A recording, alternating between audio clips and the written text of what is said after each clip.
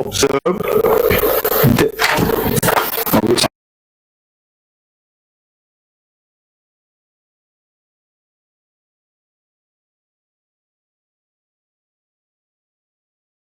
on 24th March 1979, the Supreme Court, while dismissing the review petition of Mr. Z. A. Bhutto, observed that grounds urged by the counsel for the appellant for mitigation of the death sentence were relevant for consideration by the executive authorities in the exercise of their prerogative of clemency.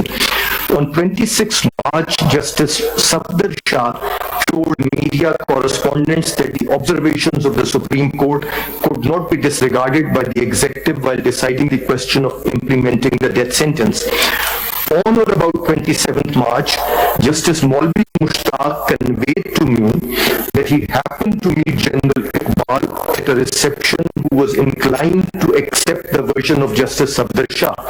Maulvi Sahab desired to have my views. To my query about the confessing accused, Maulvi Sahib disclosed that he had indeed recently learned that Arshad Iqbal, Rana Iftikhar Ahmad and Ghulam Mustafa were assured by the authorities that they would not be hanged, and during the hearing of the appeal in the Supreme Court, the relatives of Mia Muhammad Abbas obtained similar assurances through General Chishti. I commented that in the circumstances the confessions were not voluntary and that would affect the validity of conviction, and in any case the recommendation of the Supreme Court was entitled to great weight. Maulvi Sahib said that he would apprise General Zia about my views. Can you stop and just tell us who these people are? Who is Arshad Iqbal, Rana Iftikhar? My Lord, one at a time. Who's Arshad Iqbal? My Lord, Arshad Iqbal, Rana Iftikhar Ahmad and Ghulam Mustafa were the witnesses which were used. Prosecution witness. They were from FSF, if I remember correctly. They were prosecution witnesses. They were all confessing accused. Yes, they all confessed. All confessing accused. Yes. All three of them. What are they called, those witnesses who can support the prosecution side? Those witnesses. Approvers? There were two approvers. There were two approvers. Who are the two approvers? Masood Mahmood and Ghulam Hussain. ये उनमें से नहीं है. These are PWs. ये वो दो मुल्जिम हैं, इफ्तिखार और Arshad. But okay, let's continue reading now. I've understood this. They were and who's Mia Muhammad Abbas? Mia Abbas was also one of the accused, and he confessed, and later on he retracted. Is PW, DW, approver? He was an accused. He's a co-accused. Yes, he's a co-accused. What happened to him? He is also hung, my lord. And the other three, Arshad, all three of them were hanged. They all four were executed. Okay, tell him. Please continue. I've understood. Were assured by the authorities that they would not be hanged, and during the hearing of the appeal in the Supreme Court, the relatives of Mia Muhammad Abbas obtained similar assurances through General Chishti. I commented that in the circumstances, the confessions were not voluntary and that would affect the validity of conviction. In any case, the recommendation of the Supreme Court was entitled to great weight. Maulvi Sahib said that he would apprise General Zia about my views. In the evening, General Maulvi Sahib, Maulvi Mushtaq Hussain, the learned Chief Justice of the High Court at that time, who presided over the trial. In the evening, General Zia phoned me and said that Maulvi Sahib had briefed him and indicated that Supreme Court was likely to issue a clarification. Then in a cordial way, General Zia conveyed that arrangements had been made in the New York hospital for my bypass surgery and that appointment had been fixed with Dr. Rosenfeld on 2nd April. I reminded the General that the doctors had advised me to have the operation in February 1979, but he had asked me to postpone it till the last week of April. General Zia said all arrangements had now been finalized and I should leave as soon as possible. He wished me well. on 29th March 1979, in a press release issued by the Supreme Court, it was stated that whatever Mr. Justice Safdar Shah had said reflected his personal views only, and he had no authority to speak on behalf of other members of the bench. I left for New York on 30th March and underwent bypass surgery. In the meantime, the Law Ministry and the Law Minister, Mr. A.K. Brohi, in their opinion on the summary to the President, observed, Allah the Almighty has clearly provided as to how the murderer is to be dealt with. He does not permit of mercy to a merciless by the judge or the President. The authority that allows merciful commutation of a sentence is merciless of the deceased, his heirs and his relatives. Mercy, remission or commutation is negation of justice, and justice is not only to be done to the killer who is surviving because of legal formalities, but also to be done to the deceased who cannot be heard but whose soul looks for justice. The revenge, death for death, and that in fact is the humanitarian consideration. On 1st April 1979, the President rejected the mercy petition and Mr. Bhutto was hanged on 4th April 1979. Now, two questions. First of all, on this date, what was Mr. Syed Sharifuddin Pirzada? On the dates mentioned in the letter, my lord? On the date 13/6/95. On 13/6/95, insofar as I recall, he was in private practice. And the events, when he mentioned the events, what was he then? My lord, he was the Attorney General for Pakistan at that time. He was Attorney General. Mr. A.K. Brohi was the Law Minister. Mr. Syed Sharifuddin Pirzada was the Attorney General. Now, this mercy petition, I don't get it. Who is he to write a mercy petition?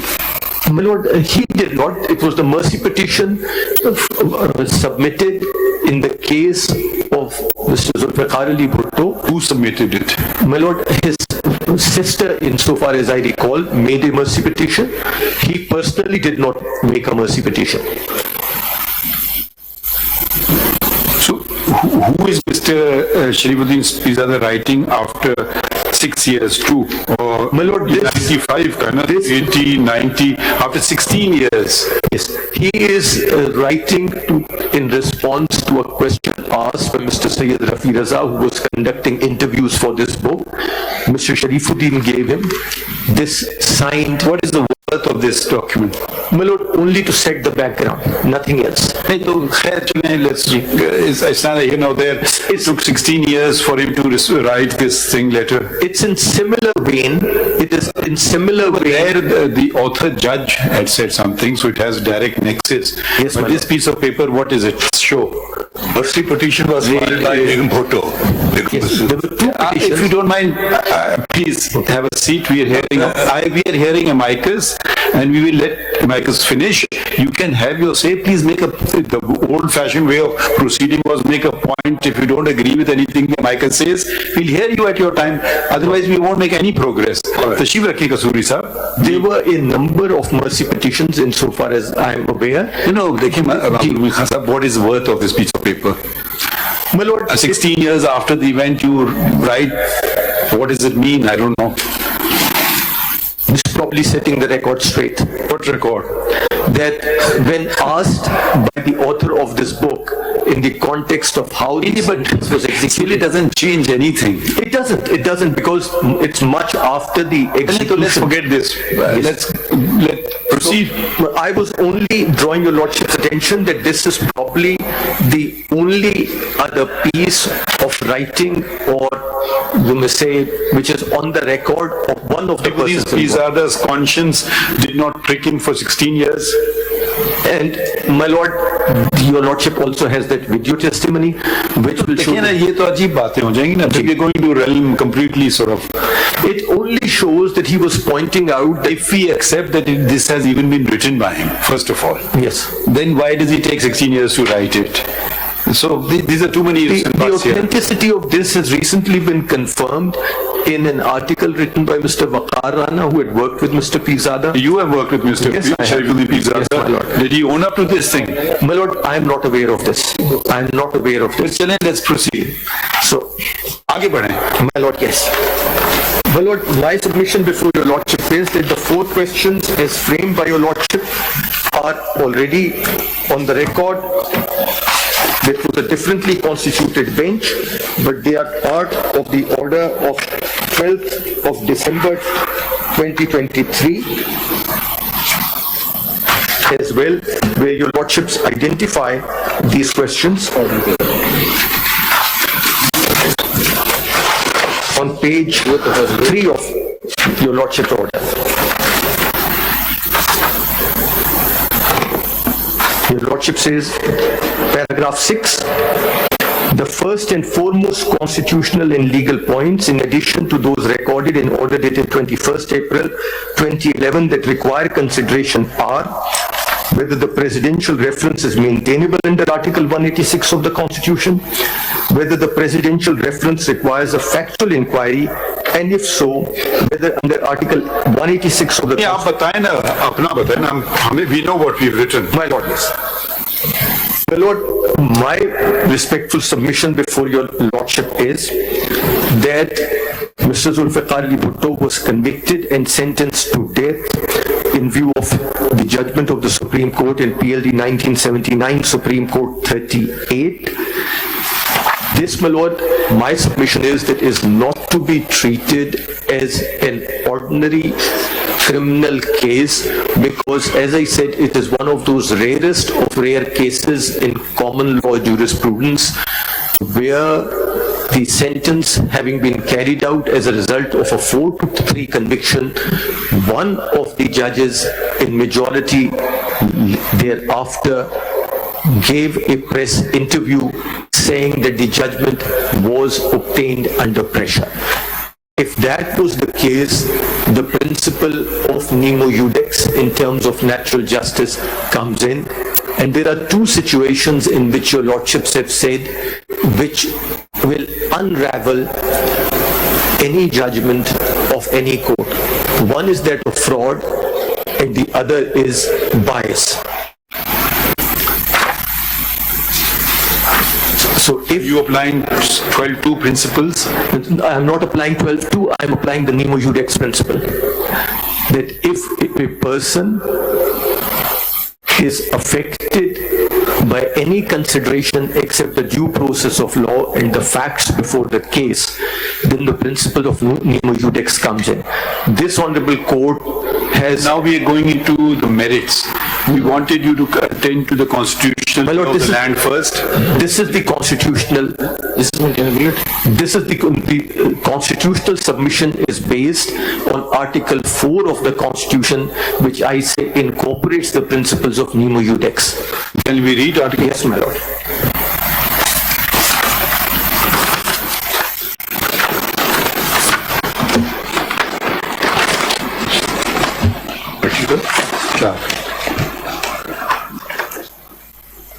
To enjoy the protection of law and to be treated in accordance with law is the inalienable right of every citizen, wherever he may be, and of every other person for the time being within Pakistan. In particular, no action detrimental to the life, liberty, body, reputation, or property of any person shall be taken except in accordance with law. No person shall be prevented from or be hindered in doing that which is not prohibited by law, and no person shall be compelled to do that which the law does not require him to do. I particularly emphasize, my Lord, paragraph 1, the first paragraph, to enjoy the protection of law and to be treated in accordance with law is the inalienable right of every citizen, wherever he may be, and of every other person for the time being within Pakistan. And second, in particular, no action detrimental to the life, liberty, body, reputation, or property of any person shall be taken except in accordance with law. And where therefore any other consideration except due process infects a judgment that, with great respect, cannot be sustained under Article 4 of the Constitution. Why are you not adding Article 9 also? My Lord, my Lord, your Lordship is absolutely right. May I point out why I haven't referred to it straight away, and I would refer to Tene, but that came later. Atene wasn't there then. There is reason. If your Lordship looks at the language of paragraph 1 of Article 4. To enjoy the protection of law and to be treated in accordance with law is the inalienable right of every citizen. The Constitution recognizes that this is a right which even precedes the Constitution.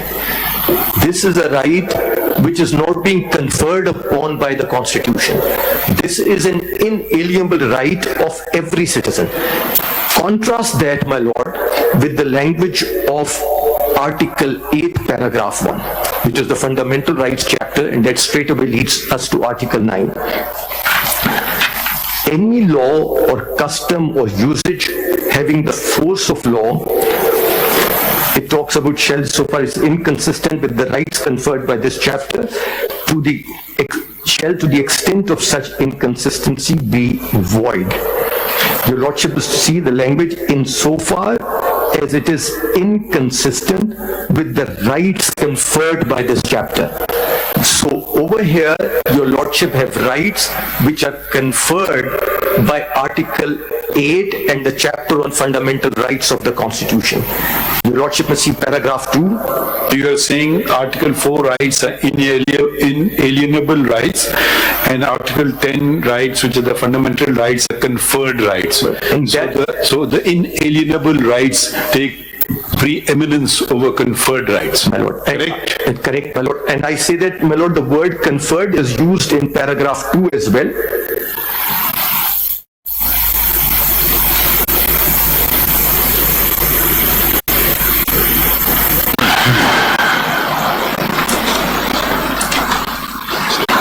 And your Lordship will see there too.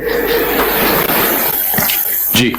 They talk about, and as your Lordship is well aware, that these rights, the fundamental rights, can be suspended under the emergency provisions of the Constitution when an emergency is invoked. And at the time, Which is that provision? my lord, the emergency provisions are Article 232 onwards, but if your Lordship is looking for Particular provision. Article 233, paragraph 1, where certain rights are suspended the moment a proclamation of emergency is made. Nothing contained in Articles 15, 16, 17, 18, 19, and 24 shall, while a proclamation of emergency is enforced, restrict the power of the state as defined in Article 7 to make any law or take any executive action, so on and so forth, my lord. And if your Lordship then turns to paragraph 2, while a proclamation of emergency is enforced, the President may by order declare that the right to move any court for the enforcement of such of the fundamental rights conferred by Chapter 1 of Part 2 as may be specified in the order in any proceeding in any court which is for the enforcement or involves the determination of any question as to the infringement of any of the rights so specified shall remain suspended for the period during which the proclamation is enforced. Such order may be made the whole or any part of Pakistan. Sub-Article 2 only deals with 15, 16, 17, or it encompasses all the My fundamental? lord, it encompasses all the fundamental rights because over here, the President may by order declare that the right to move any court for enforcement of such of the fundamental rights conferred by Chapter 1 of Part 2. Was an order in the field when the trial and the appeal took place? Yes, my lord. Which is that order? My lord, after 5th July 1977, when the proclamation of emergency was made, the Constitution was put in abeyance. Where can we read that? My lord, I will find it in a moment and place it before you. PLD 77. PLD 77. आपने कहा ना proclamation of emergency क्या था? जी sir. और 77 में होगा PLD. so for one no Federal statutes. so for one no order has to be made. Under paragraph 1, no order has to be made. It happens automatically by the operation of law by the One doesn't attend to Article 9. 9. But under 2, an order has to be made.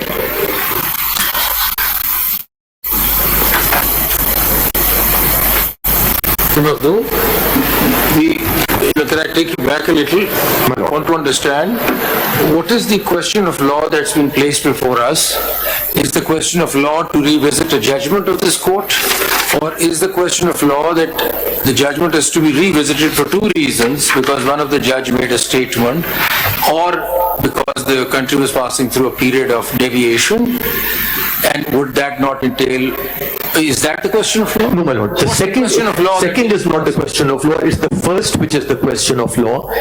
And my submission based on that first question of law, that Article 4 of the Constitution never having been suspended, and Article 4 of the Constitution, as this Honorable Court notices in the case of Ghulam Mustafa Khar, PLD 1989, Supreme Court, page 26.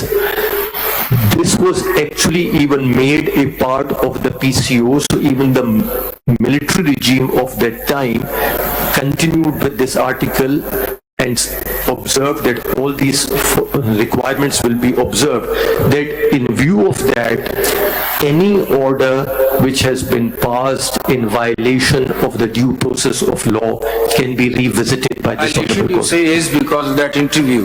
Because of that interview, Would that not then require a further inquiry into a factual situation as to what the interview was, what did he say, what would the pressure really mean? Are we also supposed, and I want to understand this, that 186 is a question of law, we just answer the question of law as the question of law is?